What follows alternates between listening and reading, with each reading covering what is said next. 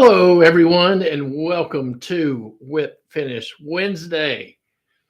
You spotted it. Hello, Joel from Florida. Cool. Glad to see you hopping on here.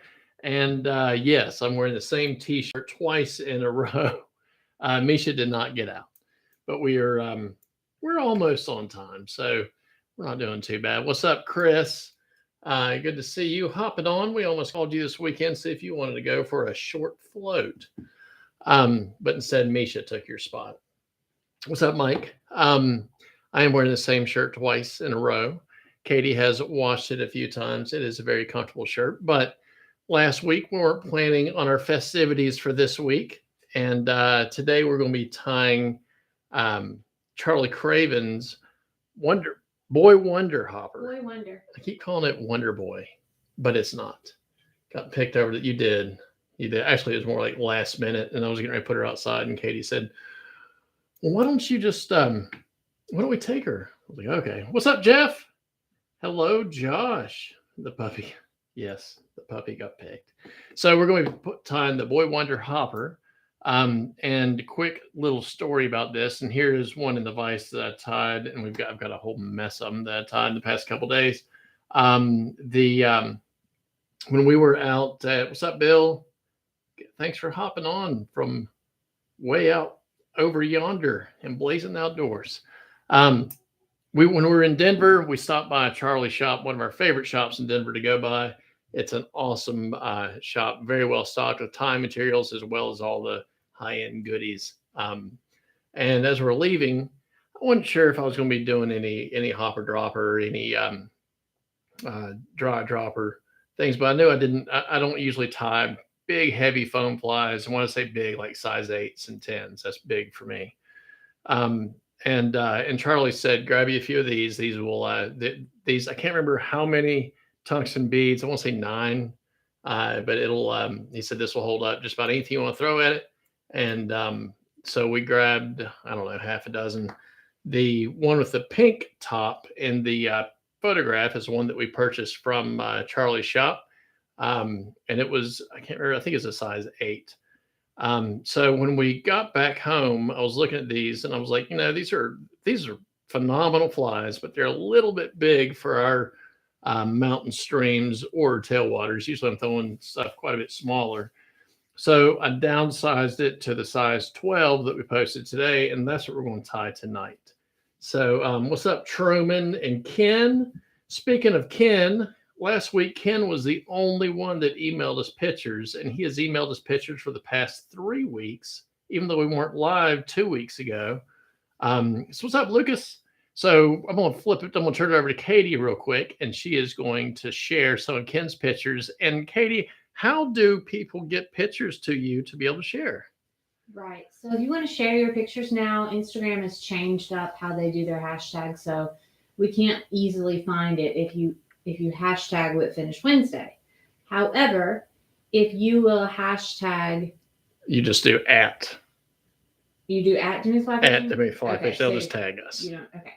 So at Demuth Fly Fishing. Not pound Demuth Fly Fishing. Okay. Well, that's a hashtag. So at Demuth Fly Fishing, you will be able to find your stuff. So you can tag it at Demuth Fly Fishing, or you can email it to us at demuthflyfishing@gmail.com. And there's no underscore, right? That's right. Just demuthflyfishing@gmail.com. Email it to us, and Katie will share them like you're getting ready to do with Ken. And Ken is our buddy from Australia, and we always appreciate seeing his pictures and sharing them. So Lucas and Chris and Jeff Rowley. I know Jeff's going to be tying up a mad Boy Wonder Hopper. So send them to us so we can share them. Right. So Ken, I just want to catch us up on Ken's stuff because I was just able to check our emails today and I had missed 3 from Ken. So Ken here is sharing. These are the blue quill angler flies from a few weeks ago. Calico nymphs. And this one that we tied quite a while ago, that is a good old East Tennessee pattern right there, okay. The Calico nymph.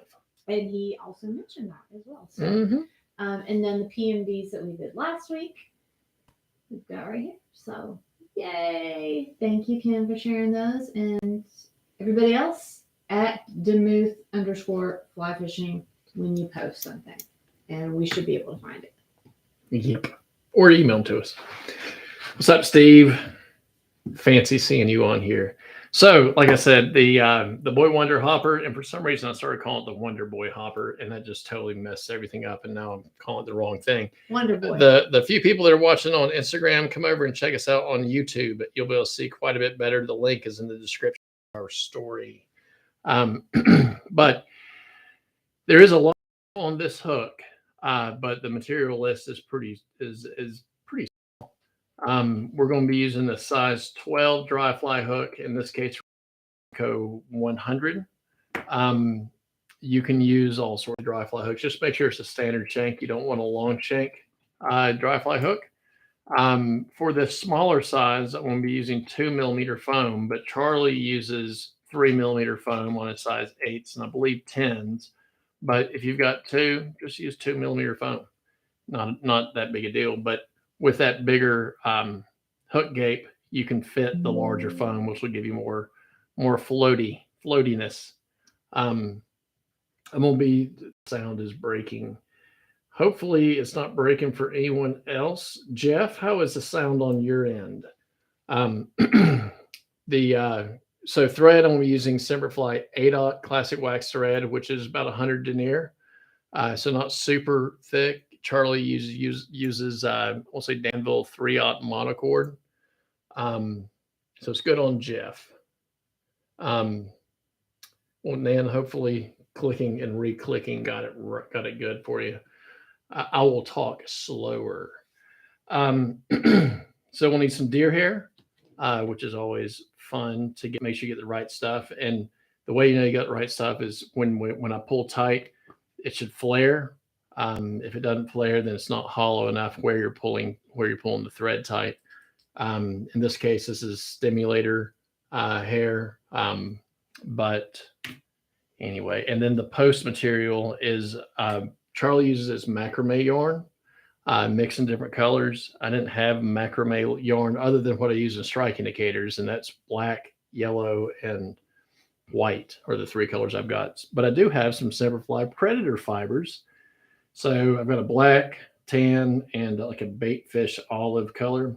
So I mix those three for a nice little, nice hank of wing material. And for that hotspot post, little deer belly hair. This is the orange I used yesterday. Today I'm going to use some of this chartreuse just to keep it fun. And legs. Grab you some legs. These are black and yellow Sili legs from Semperfli. All right, any questions? Any questions so far before we get started? Cool. So we'll take this one, I don't really know if you saw this one. Before I take it out of the vise, check this one out real quick. Here is one of the ones that we posted. And after I got done with this one, I did a yeller one. And I was actually talking or texting back and forth with Charlie. And he suggested getting the old marker out and giving it some modeling. So this is a few different colors of marker on the body of this yellow one, just to give it some good modeling action. It's all the same color, same legs, same everything. The only difference is the color of the foam. And then I did switch it up a little bit and did a brown one, or a root beer one. Let's see. And you can see I colored that one up as well. So I've got a couple other ones. They're kind of redundant. Yellow is easiest for me to see. Yeah, so like whatever is easiest for you to see. Absolutely. Is a good choice. We didn't have pink, the hot pink that Charlie uses, which is why we used orange. But for me personally, this chartreuse is going to be either the chartreuse or yellow is going to be the easiest. Katie picked out the orange. That's going to be pretty easy. But I'm used to tying like size 14 when I'm fishing is a big fly. So like if I can't see a size 12 with a orange or chartreuse post, there's something wrong, but it's definitely going to help. So let's get started. We will start with putting a hook in the vise. Like I said, it's a size 12 Tiemco 100. And I am going to leave the barb on because I can mash it on the stream if I want to. But if I'm going to hang a dropper on it, I kind of like the barb on there to help. Katie, actually, Sunday, you had one on the barbless hook, and your dropper fell off, didn't it? It did. It did. What am I thinking? Okay. That happens sometimes. So I've got a piece of. It's okay. I still caught a fish. I've got a piece of foam here. This is the really high dollar, and I would have used and for you on Instagram. We'll zoom in. If you're, like I said a minute ago, if you're watching on Instagram, check us out on YouTube because you'll be able to see what I'm getting ready to do, and you won't be able to see it on Instagram. So we've got our foam here, and it is cut about yay wide. Let's see if I can get it to, so about like that, maybe a touch wider. If you're going to air big, because when we trim it up, having it just a little bit wider is going to be okay. And this is the fancy high dollar stuff from Hobby Lobby. Nothing fancy. I got a few samples of some Semperfli foam that I wanted to try out, but I didn't have the right color. But anyway, so the way I trim this stuff is I will use either, and I've got like a self-healing mat and one of those like pizza cutters that you roll, and the straight edge I'll use, or picked this thing up a while ago, and this, when I'm doing a bunch, this helps. And like if I wanted to do a yellow, I just take the yellow, open this up, make sure you can see it, put it under. This edge up here is straight, so I've got it here, and I just kind of make sure it's the right length or right width, cut it, and find my piece. Now I can check, make sure we're good. And just like that, let's switch back over to the vise. Yep. See how we're the same width again. So now I've got a nice piece of yellow ready to go. We might do that on a second one. What's up, Trout Deceiver from down under? Fancy seeing you hopping on again. All right, so let's switch back over to the side view here. So a lot of times I see people that will leave it in the vise and poke it through. You want this to be right in the center. So I found it's easier for me to stick it through by looking down on it like this and then bring it around. And that is pretty much in the center. If it's not, then you can redo it, but it is good if it starts off in the center anyway.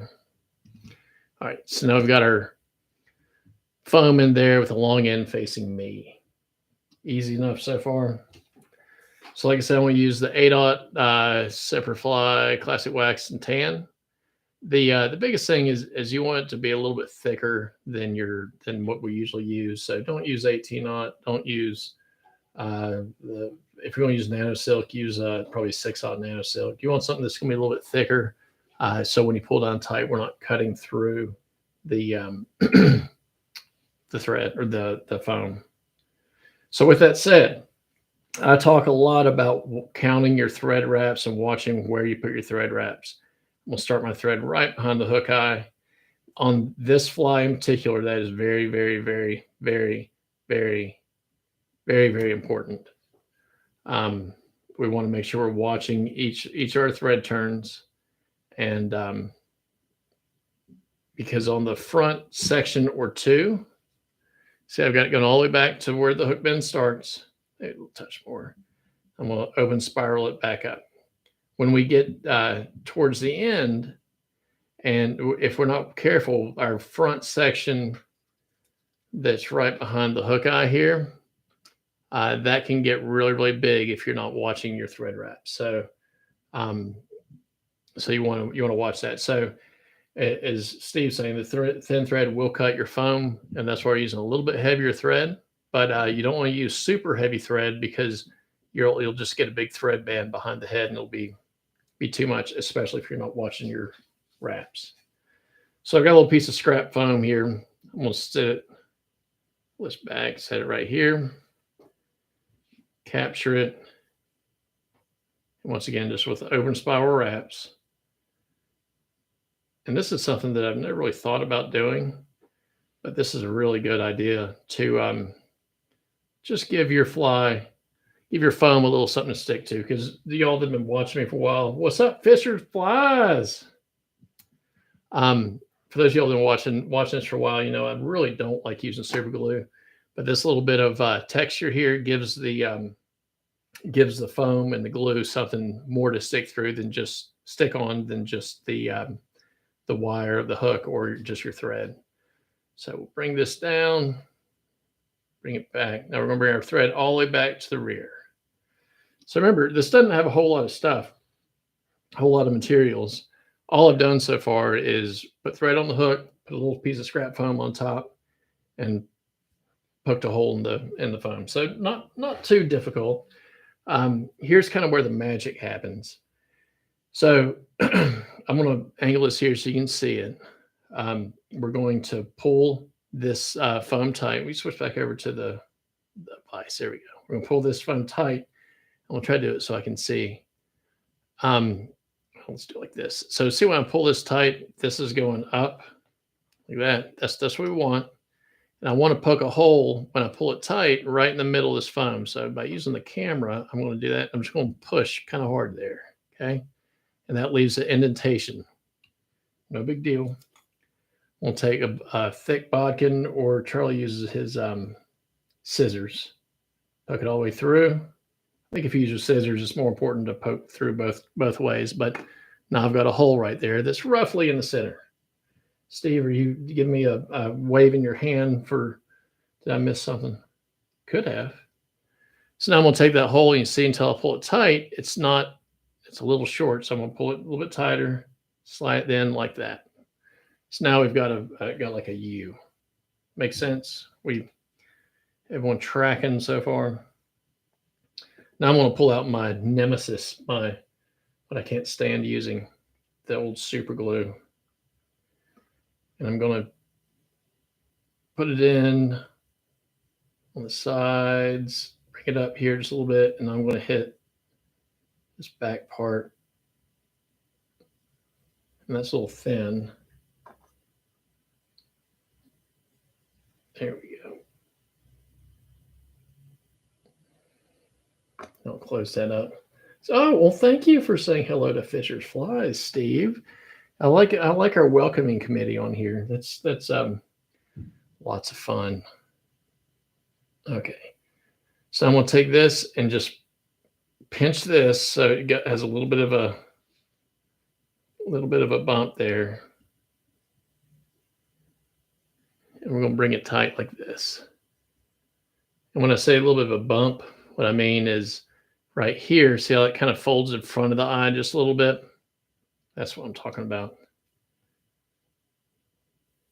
And there we go. See how we still kind of have that U shape? Don't get your fingers stuck. Nope. I'm going to try to slather it good. See, yep. I did that yesterday, Truman. It didn't stick the first time, so I put a load of it on there, and then when I squeeze it shut, it made me realize why I should not put that much on there. Okay, so if this part here is not glued together, that's totally fine from the bend all the way to here. But you want to make sure this part's stuck good, this back part. And it looks okay, I hope. So now this is where we're going to start watching our thread wrap. So I want to bring my thread straight up, watch that hook point, 2 wraps.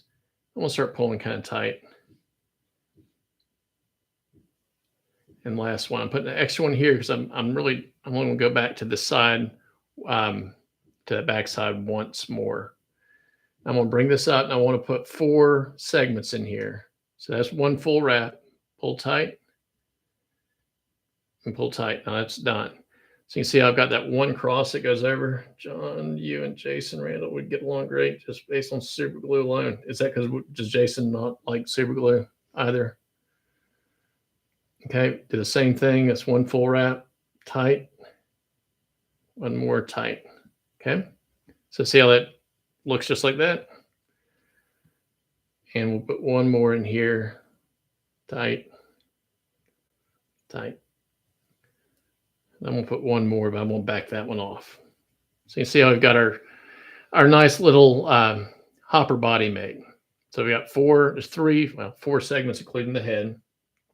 And we're looking good so far. So here's kind of where we can kind of mess with it a little bit. But here's where some of the magic happens. Let's switch back over to the side here.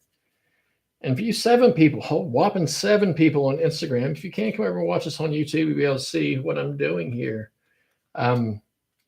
So Charlie breaks his razor blades in 2, and I usually don't because I like grabbing the whole. Take on it. I don't want to cut myself on the one I got sitting here. There it is. I like using the whole thing. So I'm cutting. I'm grabbing this and then back and forth.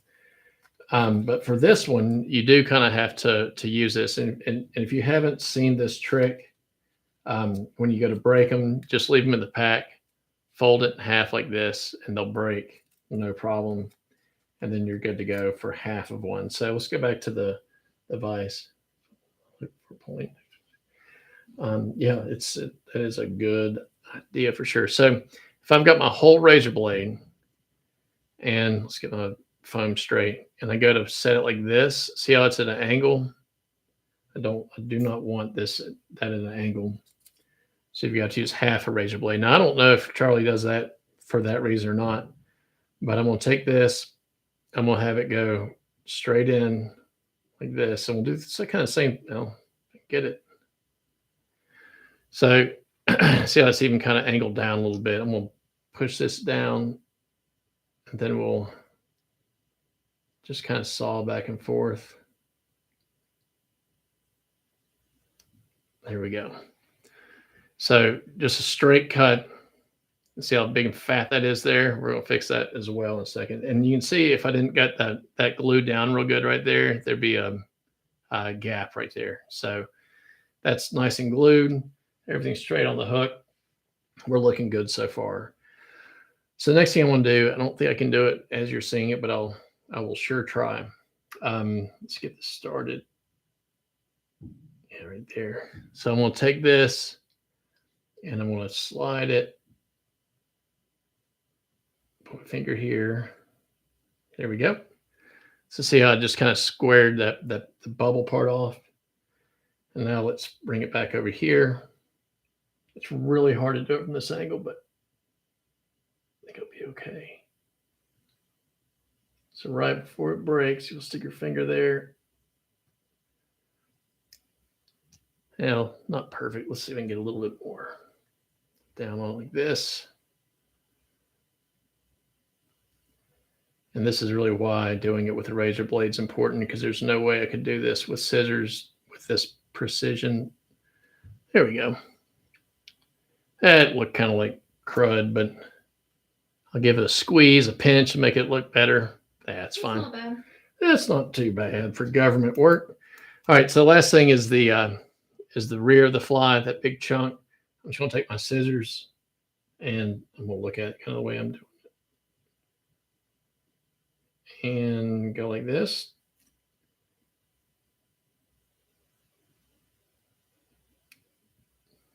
There we go.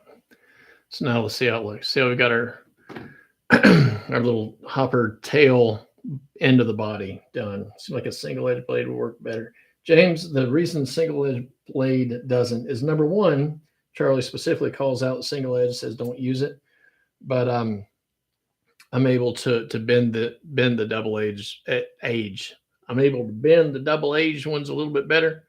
And when I'm doing the deer hair, being able to bend it is going to be a lot better. But the biggest reason that I would just stick with these double edged ones is because it's kind of the standard of fly tires, both people that leave it full or leave it not. And I've heard multiple people say the single edges are not good. So unless you've got a big reason to use this, like if you got some single edge ones laying around, use it, try it. It might work great for you.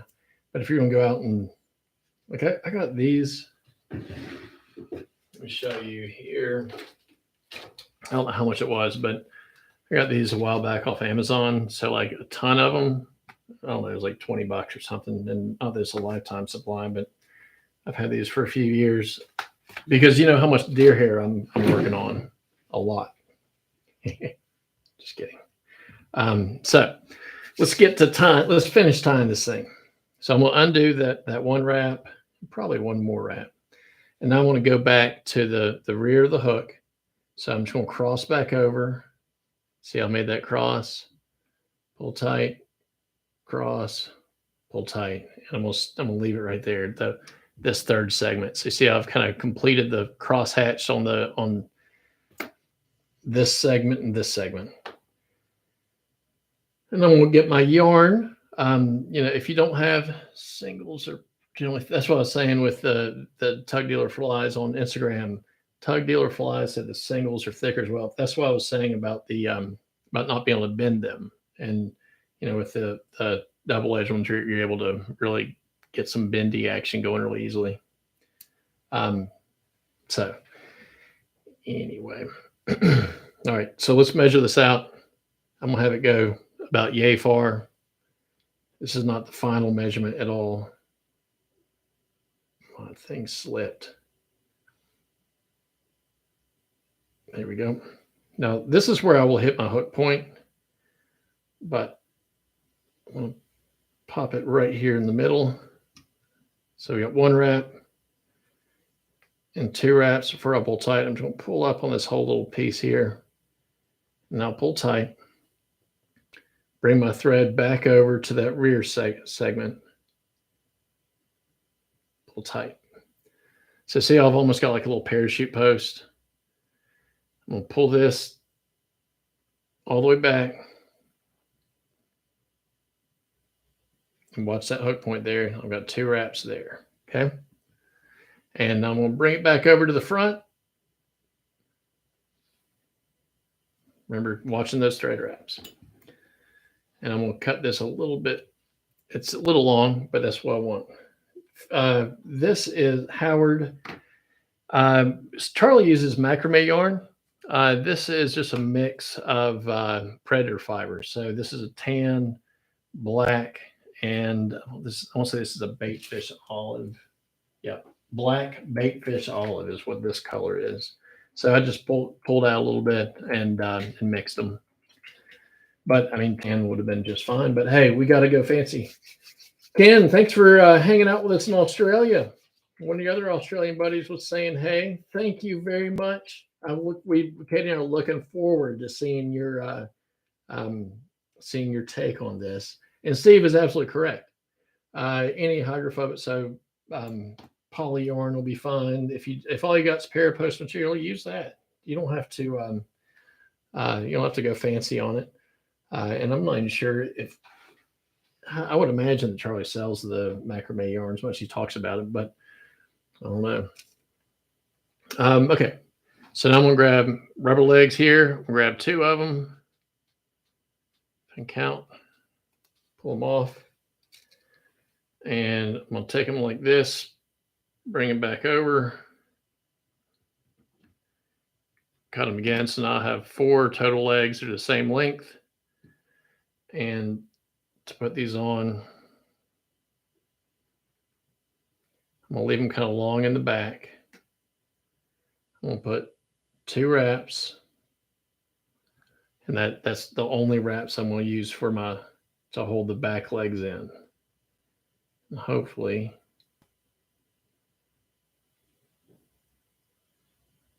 I'm going to pull that one around, pull these around. So now I've got them long and they're in charge right there, right on the side. Let's up a little bit because when I pull down, that should straighten out. Now let's go a little better than that. Didn't whisper to it just right. Okay. Bring my thread back to the front little section. Capture this one, or capture these 2. Now I'm going to capture these 2 here. Put one more loose wrap in. Now you can see what I mean about the thread wraps building up because we haven't even started yet. So now we're at the front section here. We've got our legs in. Now before I pull that tight, I will make sure that they're situated the way I want them. And they're going to droop a little more right now, but they're really long. So it's not too big a deal. There's 1 or 2 shades of EP trim with a similar color if you want to save some time. Yeah, I mean, use the EP trigger point fiber.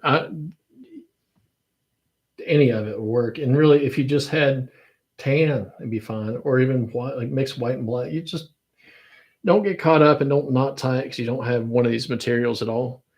I bet Howard could probably come up with half a dozen different substitutions that would work as well.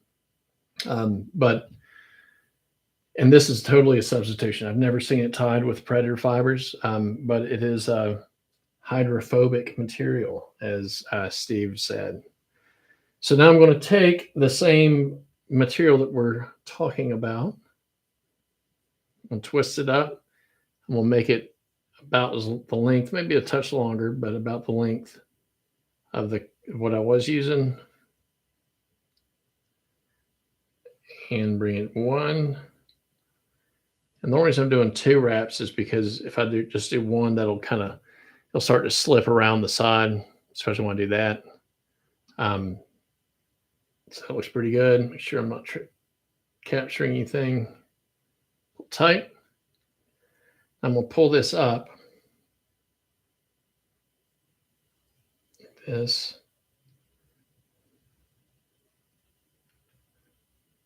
And we're kind of doing the same thing we did on the back one. So pull this back, pull it tight. 1, 2. I'll bring a thread back to the front like that. So one of the tools that I always like asking when I go to fly shops, what do you have that's different? What do you have that's unique? And when we were at Kelly Gallup's fly shop, and Chris Harris has one of these. I've been jealous about it ever since. And now I've got my own little micro Kelly Gallup hair stacker thing. This one's a little bigger than the one that they used to have because it's a little deeper, but got that from Kelly Gallup's. But I've had this thing for a long time. This is a brass brush that Charlie uses for a lot of his dubbing and stuff when he's working it out. And it's not so stiff and heavy that it messes anything up. It's heavier than a toothbrush, and it specifically says from Charlie, although I got kind of think, not for teeth. So that's Mr. Craven there that decided to put that. But you can brush out stuff. These are super cool. I don't know if he still has them in stock, but these are phenomenal. And so I really like that tool. But so we're looking good so far. All we got to do now is put a little deer hair on it. We're done. Like I said, this doesn't have a whole bunch. Let me look pains on this. Yep. Got a pre-Gallup hair stacker, which mine had a lot. Well, for about $20, yours can have a logo trimming. All right, let's switch over to the side view here. So I've got my deer hair here. This is a patch. This actually came from Blue Ribbon Flies a while ago. So that's why it's labeled like so. And I went through a few different pieces to make sure I had the right one. And what I mean by the right one is I was looking at how long my wing was going to be. So here's one that I tied. And if you look at a piece of this, let me pull up a piece and hold it up to the fly itself. I don't know if this is something I can show on camera or not. Just how I picked this piece of hide, piece of deer. You see the color difference? Switch back over to the fly. Please, ma'am. Okay. So you see the color difference, how you got the black tips here. You can't see the black. Let's put my hand behind it so you can see the black. See those black tips are really small. And then it kind of goes white and then like a darker tan and then a lighter tan and then almost white where my fingers are. So where I'm pinching my fingers is going to flare because that's the hollowest part of the deer hair. As it goes up towards to the in between the white and the brown, that transition of brown, that's where it goes to not so hollow. So if I wanted to tie it like right here, it's not going to flare as much as if I tie here. I don't know if that makes sense. But when I wrap my thread here, I want the thread, the deer hair butts to spring up. And that's why I picked this. That's why I picked this one. hopefully I did a halfway decent job, but if not, we can try again. I'm getting a pretty good chunk here. Let's switch back over to the side, and I'll find my comb. Here it is. So I'm just going to clean it out a little bit. What I want to do, won't spend too much time on it.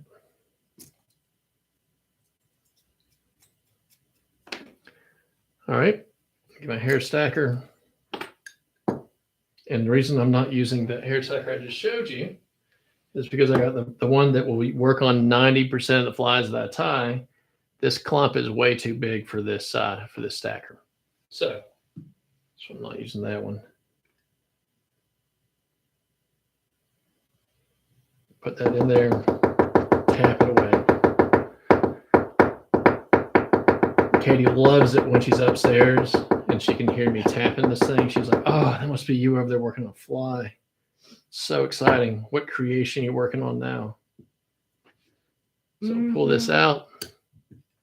All right. So now we've got our nice little stack of deer hair here. So let's flip back over to the fly itself. And I'm going to do something real quick because normally I would go ahead and pull this out and cut it. I'm going to put it back in my hair stacker. You can leave it on the fly.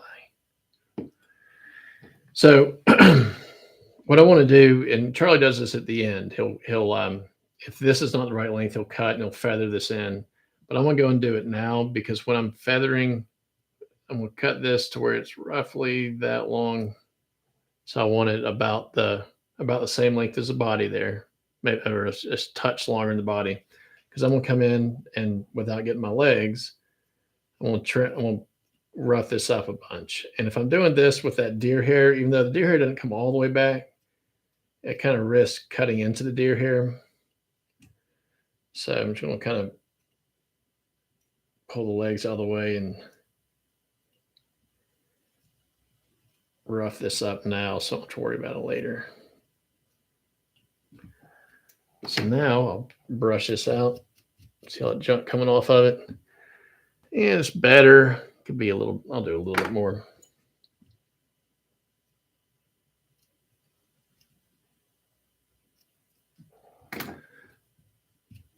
Oh, see all the goodness coming off. Okay, so now the ends are not quite as straight. The bottom one still looks kind of straight though. I promise you I won't have to sit here and watch me like fix my hair all night long. My wife is silent. Getting the hands this too. I'm gonna leave that one there. Okay. So now we'll pull our hair back out. Gotta stack it again.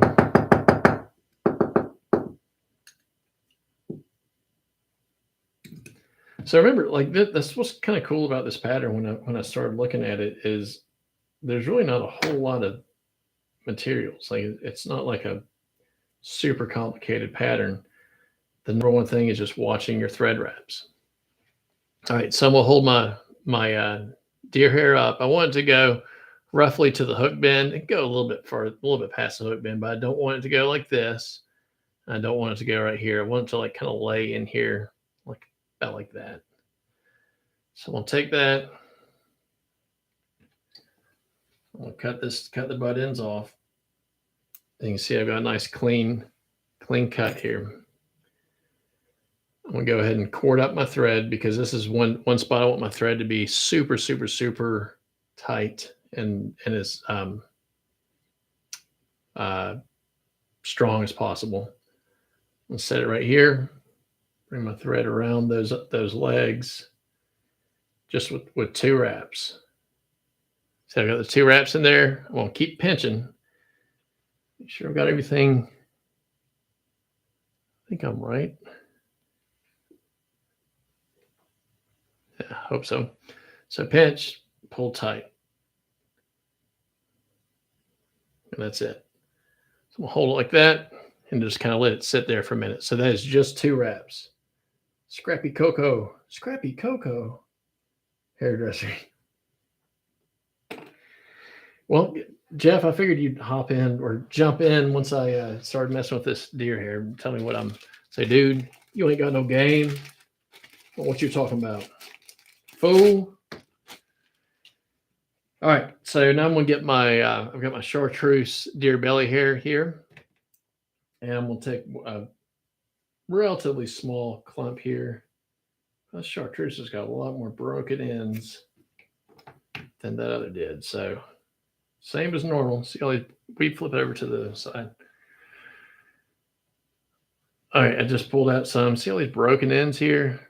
See a load of broke pieces. This might mean when I fold it over, it might break. This is the first time I've used this patch, so I might go back to orange if it doesn't work. But I cut it a little bit bigger, so hopefully we'll be okay. Same thing, we're going to fan it out, run the brush through it, the comb, and we're going to stack it.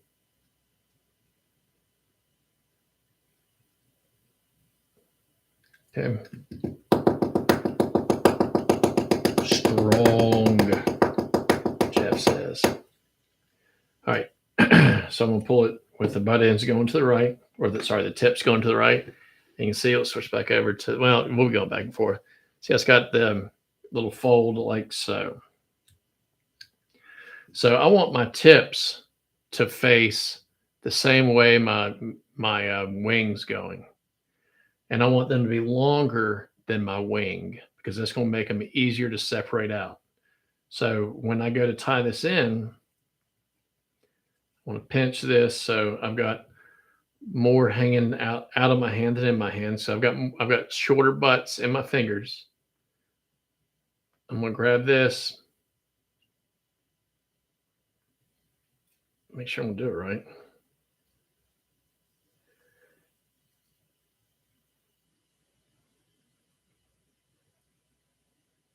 Hold my breath now because now I'm doubting myself on what I did last time. All right, so now I've got my deer hair here, and I'm going to bring it up and set it right down there, right in between that, right in that gap there. So I think we flip back over to the fly. So we've got that big mess of chartreuse hair right on top. I'm going to put one more wrap in there. Oh, get that right. Okay. I'm going to pinch everything and pull it tight. So we got that sitting on top. That might be a little more deer hair than I've used on the past couple flies, but it's okay. We'll make it look pretty. And the last thing is just a whip finish. Now Charlie uses a hand whip finish. I like just using my whip finish tool because I can get my knot right where I want it. My thread is going straight up and straight down through the deer hair. 1, 2, 3, and I'll put a fourth one in here just for the fun of it. We want to make sure that we don't get a leg stuck in our whip finish, which I might right now. No, I don't. So when I pull this tight, I want to make sure I'm holding this up so it doesn't spin around the hook shank anymore. Okay. Any questions so far? So you see how my tips of the deer belly are going the same way and see how longer than the wing? That might make sense in a minute. Go ahead and cut our thread off. And we'll see how we're looking.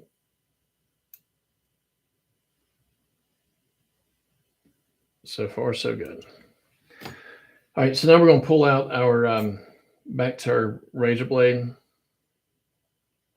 So we're going to bend it around, pull this back, pull all these back. Now you can do it and do them in your hand if you want to, or do like this. I'd probably suggest learning to do it in your hand. Probably a little bit easier, but I'm just going to put this up right here, and I'm just going to start pushing back. And if the blade doesn't cut, probably because it's dull. See, I know this one's been used, but I don't see this one going to see better.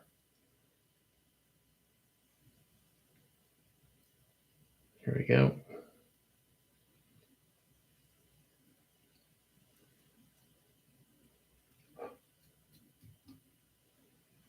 Okay.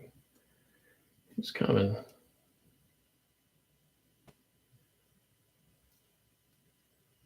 Now, once we get almost all of it done, you can see how we've got just that little bit left. If you want, you can, actually this is going to go just fine.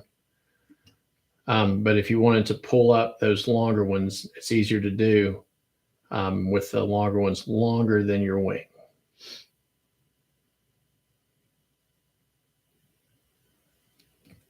Okay, so like there's a few left, so I can pull these up.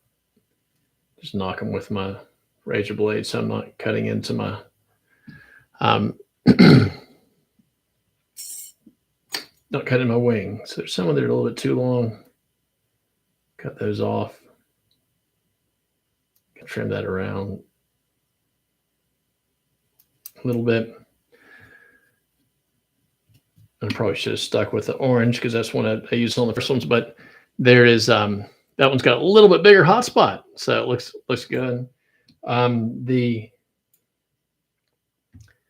last thing I want to do is pull this back, or one of the last things I want to do is pull this back, kind of trim the sides of the deer hair off. Because what I'm looking at is the kind of the profile here.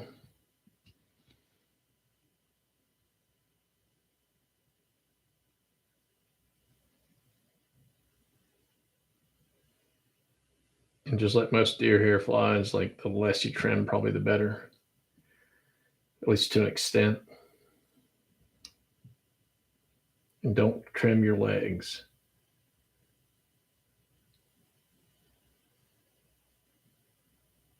Okay. So it's looking pretty good. The last thing maybe we'll do, we'll do a few things. So I'm going to take my marker and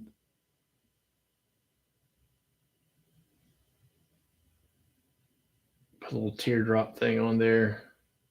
I don't have the fancy marker that Charlie uses. So we're just going to go like that.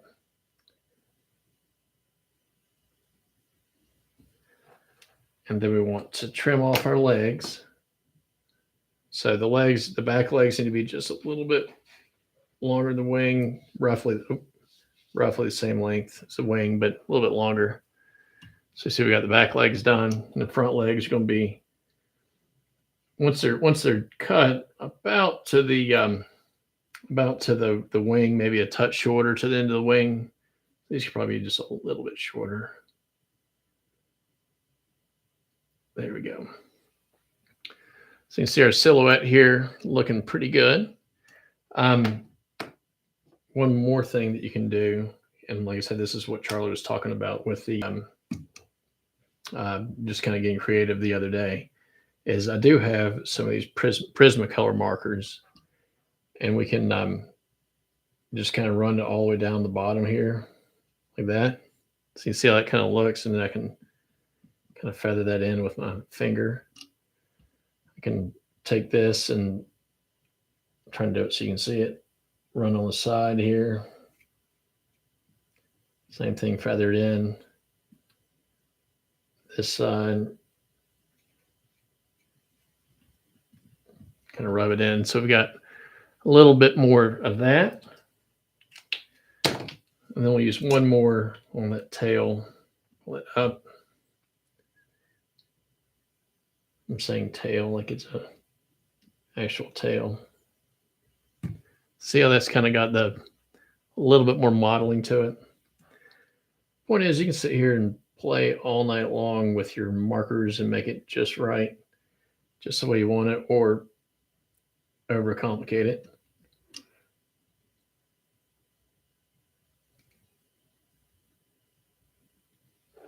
All right. So there we go. There is our completed Boy Wonder hopper. Looks good. And the hotspot on it's a little bit big, but it'll do for now. Oh, one more thing. Almost forgot. Let's throw some glue right here. So like for the glue, once I'm done with the painting and everything, put it on thread wraps and have it go up into that deer hair, just to have it soak in there. And I'll go ahead and hit just with a little bit the rest of the rest of the thread wraps get off the point, and now we're done. Just gotta let it sit, let that dry. That the Sally Hansons will discolor it just a little bit until it dries, and then you can't tell it's been lathered with the stuff. So like you see, this one's the same color, and you can't see where the Sally Hansen was. So thanks, Truman. Jeff, not my best showing on that on the deer hair. The thing was too big. I should have stuck with the orange I was using. Thank you, Jimmy. Thank you, Chris. It is super floaty, man. This thing is going. This thing will definitely hold up a bunch of weight. So, um, would love to see your guys' take on this fly, big time. You can email us demuthflyfishing@gmail.com, or you can do the normal Whip Finish Wednesday, and but tag us on Instagram so we can see it. Totally better. And there we go, honey. Good job. So do your hashtag Whip Finish Wednesday and include Demuth Fly Fishing, or email them to us, and we'll share them next week. If we start getting a bunch of people posting them, we'll start doing some more giveaways. And we've got a mud that we need to give away from Blue Quill Angler, and who knows? Maybe if we get a bunch, we'll give away. We'll get a hold of Charlie and see if he's got any of these cool non-teeth brushes, because these are pretty cool. So, guys, thank you, Ed, over on Instagram. Guys on YouTube, thank you so much for hopping on again. This was purely from last week as we were live. You guys saying you want to see a terrestrial. So this is a terrestrial. This is a big floaty fly. And I don't tie a lot of big floaty flies. So kind of cool pattern. And once you get that body, once you get that core part, it's a good base that you can get creative with and do all sorts of things. I believe the baby boy, which is the same kind of platform, we'll say, I think he ties that one down to a size 16, I believe. You can knot the legs, you can do all sorts of cool things. So, guys, thank you so much. I'm going to let Katie take us out in just a second, but we really look forward to seeing what you guys spin up next week. And make sure, hopefully Katie will spend a minute or two saying bye. Make sure to ask her about her sweatshirt she's wearing right now, and tell her nice sweatshirt. So I'll turn it over to Katie. Thank you so much for hopping on. We will see you next Wednesday night live from South Carolina. Yes. This is the sweatshirt that I got at Charlie's Fly Box. And so thank you, Charlie's Fly Box, for letting us come and visit and spend some time and invade your space for a little bit. And he's got a bunch of cool sweatshirts and t-shirts there. And I liked this one, not because of what it says on it, but because it was white. And I don't have a white sweatshirt. And didn't realize till later what it has on it. So thanks a lot, guys. Have a great week, and we'll see you soon. See you guys.